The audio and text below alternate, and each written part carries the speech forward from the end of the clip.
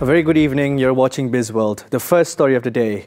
Penjana Capital Sendirian Berhad has attracted 8 foreign and local venture capital fund managers to invest up to 1.57 billion ringgit in Malaysian startups via Dana Penjana Nasional program. Finance Minister Datuk Seri Tengku Zafrul Abdul Aziz said the matching fund program has seen an additional investment of 370 million ringgit above the original allocation of 1.2 billion ringgit. Dana Penjana was introduced as part of the government's economic stimulus package to weather the impact of the pandemic COVID-19.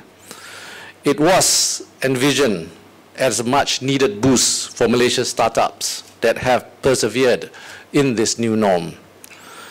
This is not just another startup fund.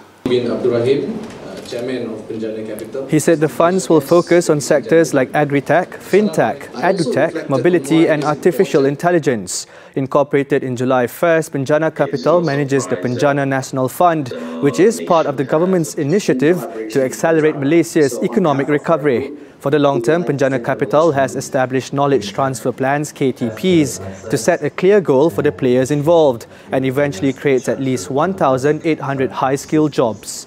The venture capital fund managers were carefully selected among 51 applicants from around the globe, including USA, China, South Korea, Indonesia and Singapore.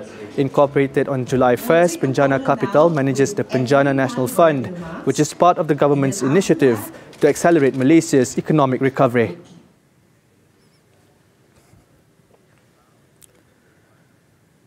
Next, Felda's recovery measures are expected to bring about positive results in 2023. These measures include the setting up of a task force to monitor the implementation and effectiveness of Felda's recovery plan.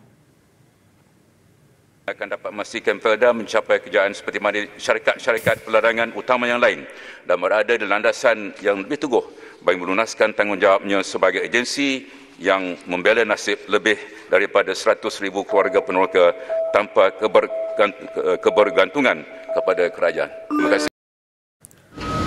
Speaking at the Dewan Rakyat, the minister said the task force, chaired by Tan Sri Abdul Wahid Omar, will strictly monitor the measures so they are implemented more effectively and smoothly. Felda faces financial problems since 2013 with the drop in its profit before tax. Among the reasons were the listings of FGV holdings in 2012, when Felda lost an important source of income, as well as the weak palm prices. To smoothen its daily operations and service commitments to settlers, Felda had to borrow and its debts now stand at 10.7 billion ringgit.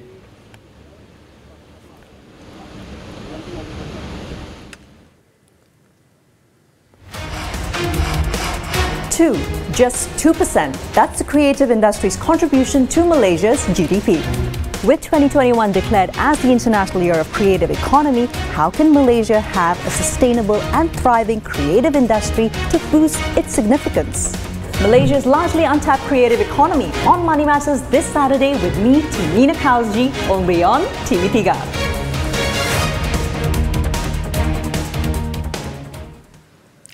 Analysts have maintained a GDP growth forecast even after the Industrial Protection Index IPI fell more than expected. Hong Leong Investment Bank research analyst Felicia Ling and Goh King Mei said in a note the IPI reversed into a contraction of 0.5% year-on-year in October, faring worse than the consensus estimate of 0.2% growth. Growth weakened on the back of steeper decline in mining production and slower manufacturing production, which offsets the rebound in electricity production. While Malaysia has reintroduced Conditional Movement Control Order CMCO 2.0, the research house anticipates manufacturing production to continue expanding, albeit at a slower pace. The firm maintains that expectations for GDP to contract by 5.5% in 2020 and revise downwards 2021 GDP growth to 6%.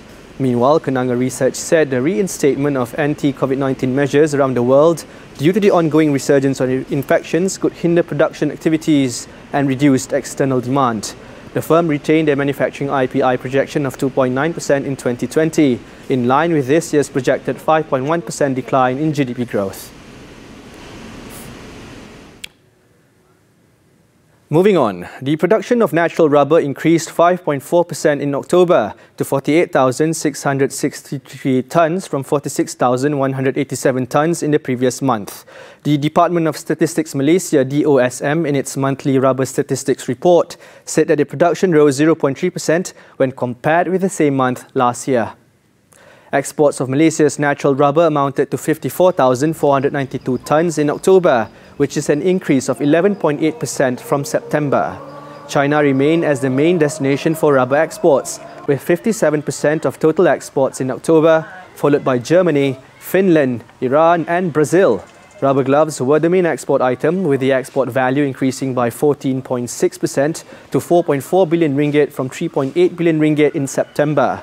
United States, Germany and the United Kingdom continue to be among the highest rubber glove export destinations.